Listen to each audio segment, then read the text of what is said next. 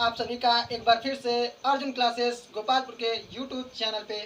तो हम लोग लगातार कक्षा 12 के फिजिक्स में पहला अध्याय कूलॉम का नियम तथा वैद्युत क्षेत्र पढ़ते आ रहे हैं। अब तक हम लोगों ने 7 वीडियो बना रखी है और 7वीं वीडियो में हम लोगों ने पढ़ा है वैद्युत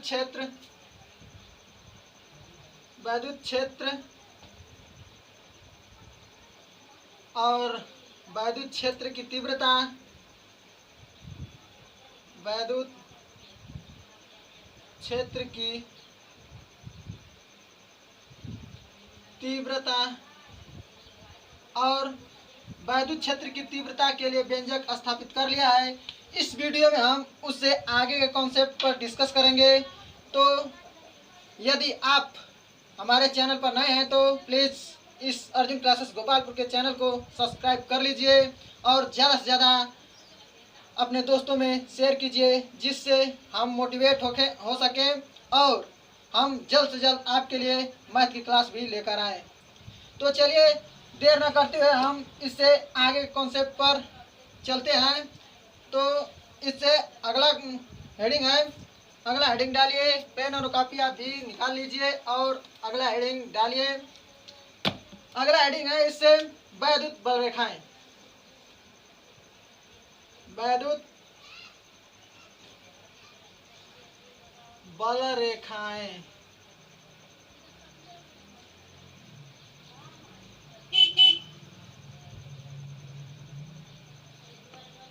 वैद्युत बल रेखाएं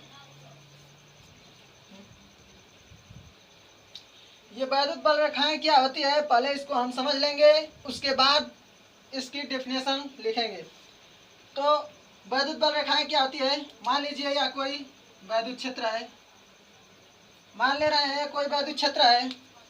तो अकॉर्डिंग टू डेफिनेशन यानी कि परिभाषा के अनुसार वैद्युत बल रेखाएं क्या कहती है कि वैद्युत क्षेत्र के भीतर खींची गई वह काल्पनिक वैद्युत क्षेत्र के भीतर खींची गई वह काल्पनिक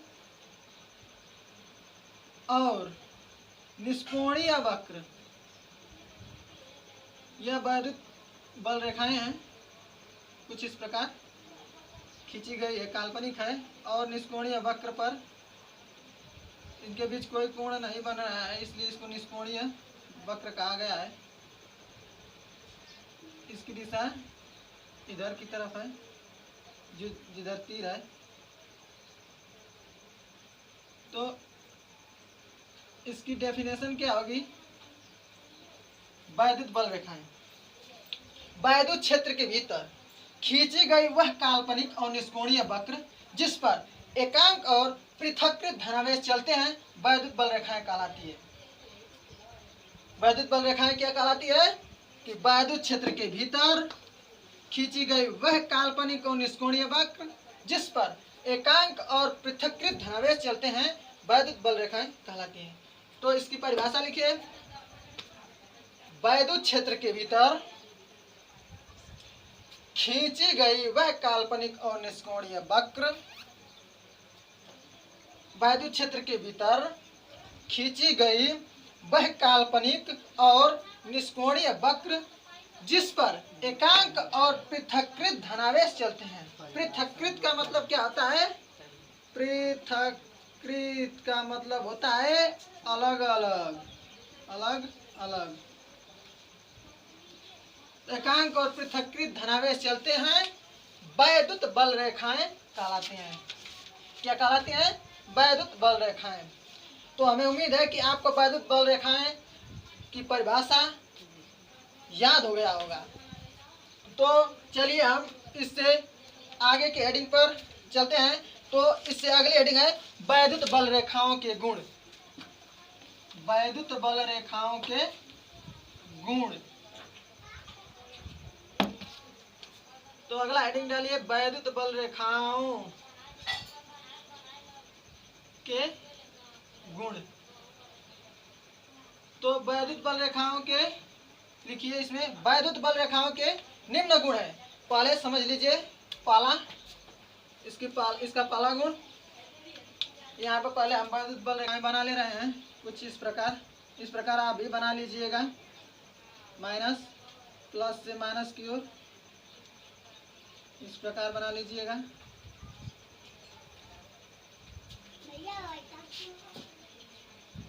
इस प्रकार कुछ वैद्युत बल रेखाओं के तो इस प्रकार हम कुछ वैद्युत बल रेखाओं के चित्र बना लेंगे, यानी कि फिगर। ऐसे फिगर पहले बना लीजिए, उसके बाद हम वैद्युत बल रेखाओं के गुण लिख लेंगे। तो पहला इसमें गुण देखिए, फिगर में पहले देखिए, इसका पहला गुण वैद्युत बल रेखाएं, ये वैद्युत बल रेखाएं हैं, ये सभी वैद्युत बल रेखाएं हैं। वैद्युत बल रेखाएं, ये सभी वैद्युत बल रेखाएं हैं। तो वैद्युत बल रेखाएं, इसमें पहला गुण में, वैद्युत बल रेखाओं के गुण में पहला गुण है कि वैद्युत बल रेखाएं धन से शुरू होकर ऋण पर समाप्त हो जाती हैं। पहला गुण क्या है, देखिए इसमें फिगर में कि वैद्युत बल रेखाएं धन से शुरू होकर ऋण पर समाप्त हो जा रही हैं। तो पहला इसका गुण है, वैद्युत बल रेखाएं धन से शुरू होकर ऋण पर समाप्त हो जाती है।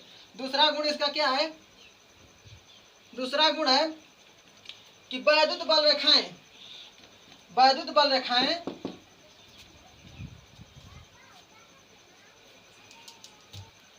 एक दूसरे को कभी नहीं प्रतिच्छेदित करती है, यानी कि एक दूसरे को कभी नहीं काटती है, क्योंकि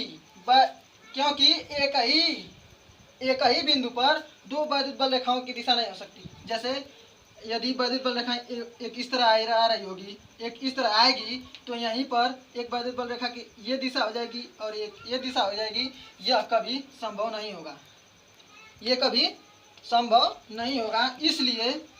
इसीलिए वैद्युत बल रेखाएं एक दूसरे को कभी प्रतिच्छेदित नहीं करती है। देख लीजिए, यहाँ पर कोई भी वैद्युत बल रेखाएं एक दूसरे को प्रतिच्छेदित नहीं की है। तो इसका दूसरा गुण है कि वैद्युत बल रेखाएं एक दूसरे को कभी प्रतिच्छेदित नहीं करती है, क्योंकि एक ही बिंदु पर दो वैद्युत बल रेखाओं की दिशा नहीं हो सकती।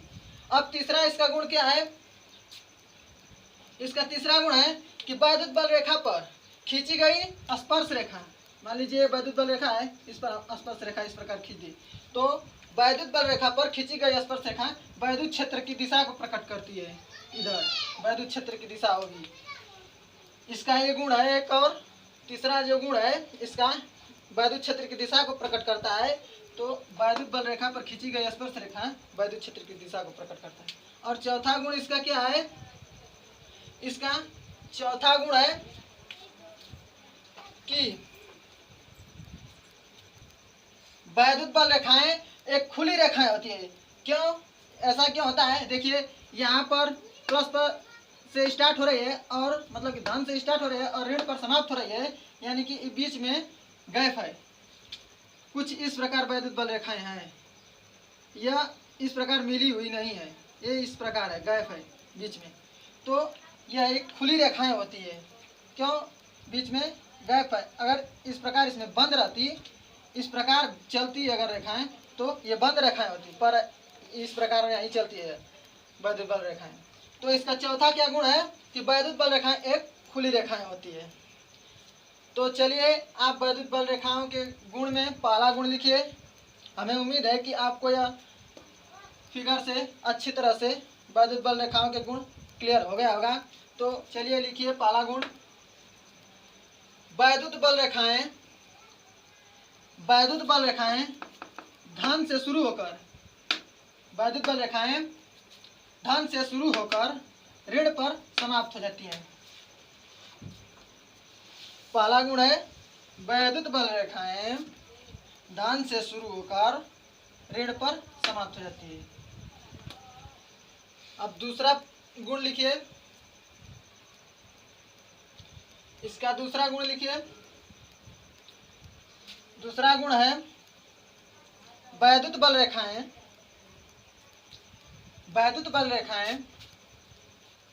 एक दूसरे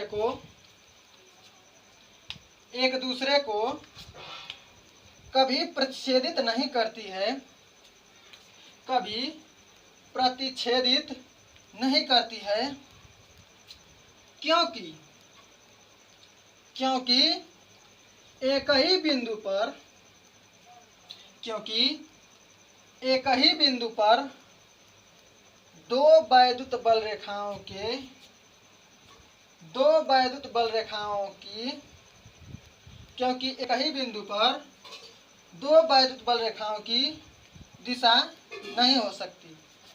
दूसरा गुण, वैद्युत बल रेखाएं एक दूसरे को कभी प्रतिच्छेदित नहीं करती है, क्योंकि एक ही बिंदु पर दो वैद्युत बल रेखाओं के दिशा नहीं हो सकती। तीसरा गुण क्या है? तीसरा गुण है कि वैद्युत बल रेखा पर खींची गई स्पर्श रेखा वैद्युत क्षेत्र की दिशा को प्रकट करती है। वैद्युत बल रेखा पर खींची गई स्पर्श रेखा वैद्युत क्षेत्र की दिशा को प्रकट करती है। चौथा गुण इसका लिखिए, वैद्युत बल रेखाएं एक खुली रेखाएं होती है। वैद्युत बल रेखाएं एक खुली रेखाएं होती है। तो हमें उम्मीद है कि आपको वैद्युत बल रेखाएं और वैद्युत बल रेखाओं के गुण अच्छी तरह से क्लियर हो गया होगा, और हमें आशा नहीं पूरा विश्वास है कि आपको भौतिक विज्ञान पढ़ने में मजा आ रहा होगा। तो चलिए हम चलते हैं अगले हेडिंग की तरफ। तो अगला हेडिंग डालिए, वैद्युत क्षेत्र की दिशा। इससे अगला हेडिंग है वैद्युत क्षेत्र की दिशा।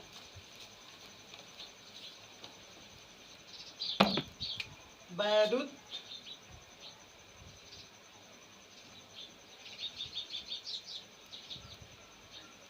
क्षेत्र की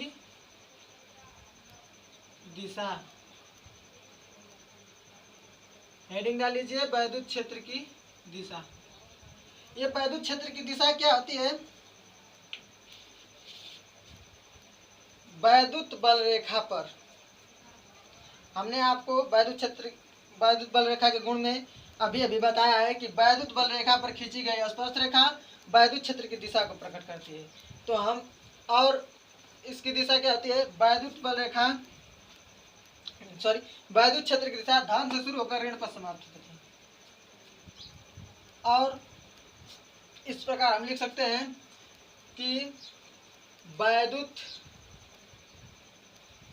क्षेत्र धन से शुरू होकर ऋण पर समाप्त हो जाती है। हम ऐसे लिख सकते हैं। यहाँ पर हमने आपको अभी इस प्रकार दिखाया है फिगर बनाकर। ये वैद्युत बल रेखाएं हैं, धन से शुरू हो रही है, ऋण पर समाप्त हो जा रही है। तो ऐसा क्यों होता है? ये वैद्युत क्षेत्र के कारण तो ये होता है।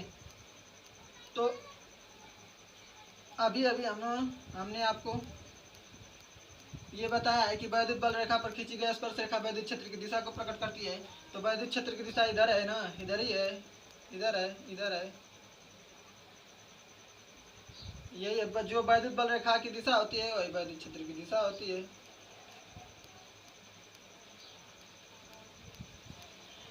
तो इसमें हम लिखेंगे कि वैद्युत क्षेत्र की दिशा में हम लिखेंगे कि वैद्युत क्षेत्र की दिशा या वैद्युत क्षेत्र धन से शुरू होकर ऋण पर समाप्त हो जाता है। हाँ, तथा वैद्युत क्षेत्र की दिशा धन से शुरू होकर ऋण पर समाप्त हो जाती है, तथा वैद्युत बल रेखा पर खींची गई स्पर्श रेखा वैद्युत क्षेत्र की दिशा को प्रकट करता है। तो इसकी परिभाषा लिखिए वैद्युत क्षेत्र की दिशा की। वैद्युत क्षेत्र धन से शुरू होकर ऋण पर समाप्त हो जाता है, और वैद्युत बल रेखा पर खींची गई स्पर्श रेखा वैद्युत क्षेत्र की दिशा को प्रकट करती है। तो इसमें आप बोल रहे हैं, लिखिएगा कि वैद्युत क्षेत्र धन से शुरू होकर ऋण पर समाप्त हो जाता है। वैद्युत क्षेत्र, इस प्रकार लिखिए, इस प्रकार लिख लेंगे तो और बढ़िया आएगा कि वैद्युत क्षेत्र हमेशा धन से शुरू होकर या वैद्युत क्षेत्र वैद्युत क्षेत्र धन से वैद्युत क्षेत्र की दिशा धन से ऋण की ओर हमेशा होता है।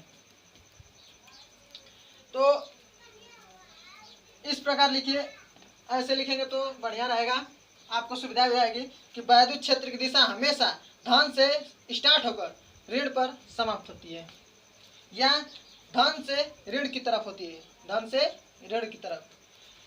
तो चलिए लिखिए वैद्युत क्षेत्र की दिशा में कि वैद्युत क्षेत्र की दिशा हमेशा धन से ऋण की तरफ होती है। देखिए यहाँ पर वैद्युत बल रेखा की दिशा हमेशा धन से ऋण की ओर, धन से ऋण की ओर, तो वैद्युत क्षेत्र की दिशा भी धन से तो ऋण की ओर होगी। तो वैद्युत क्षेत्र की दिशा हमेशा धन से ऋण की तरफ होती है। वैद्युत क्षेत्र की दिशा हमेशा धन से ऋण की तरफ होती है तथा किसी भी क्षण वैद्युत बल रेखा पर खींची गई स्पर्श रेखा की दिशा में होते हैं। तथा किसी भी क्षण वैद्युत बल रेखा पर खींची गई स्पर्श रेखा की दिशा में होते हैं। एक बार फिर से हम बोल दे रहे हैं जिससे आपको यही की यही याद हो जाएगा।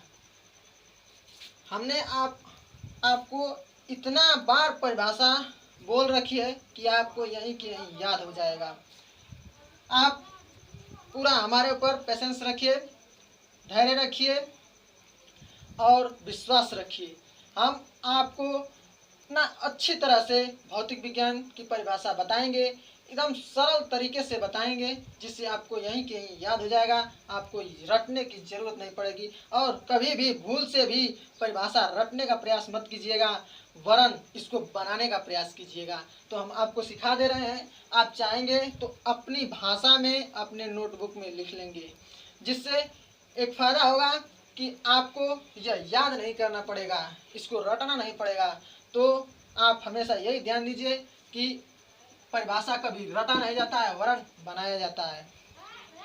तो वैद्युत क्षेत्र की दिशा में लिखिए, सुन लीजिए एक बार फिर से, आप मैं उम्मीद है कि आप लिख लिए होंगे। तो इसकी परिभाषा एक बार फिर से मैं बोल दे रहा हूँ, मिला लीजिएगा। वैद्युत बल रेखाएं वैद्युत क्षेत्र की दिशा हमेशा धन से ऋण की तरफ होता है। वैद्युत क्षेत्र की दिशा हमेशा धन से ऋण की तरफ होता है तथा किसी भी क्षण वैद्युत बल रेखा पर खींची गई स्पर्श रेखा की दिशा में होती है। वैद्युत क्षेत्र की दिशा हमेशा धन से ऋण की तरफ होती है तथा किसी भी क्षण वैद्युत बल रेखा पर खींची गई स्पर्श रेखा की दिशा में होती है। तो हमें उम्मीद है कि आपको वैद्युत क्षेत्र की दिशा अच्छी तरह से क्लियर हो गया होगा। तो हमें उम्मीद है कि आपको वैद्युत क्षेत्र की दिशा, वैद्युत बल रेखा और उसके गुण अच्छी तरह से क्लियर हो गया होगा। यदि आपको ऐसा लग रहा होगा कि भौतिक विज्ञान आपको समझ में आ रहा है और मज़ा आ रहा है, तो प्लीज़ इस वीडियो को ज़्यादा से ज़्यादा शेयर कीजिए अपने दोस्तों में और उनको बताइए कि आप भी अर्जुन क्लासेस से जुड़ जाइए और अधिक से अधिक अर्जुन परिवार को बनाने का प्रयास कीजिए। तो चलिए हम मिलते हैं अब अगले वीडियो में एक नए कंसेप्ट के साथ। तब तक के लिए जय हिंद, जय भारत, बाय बाय।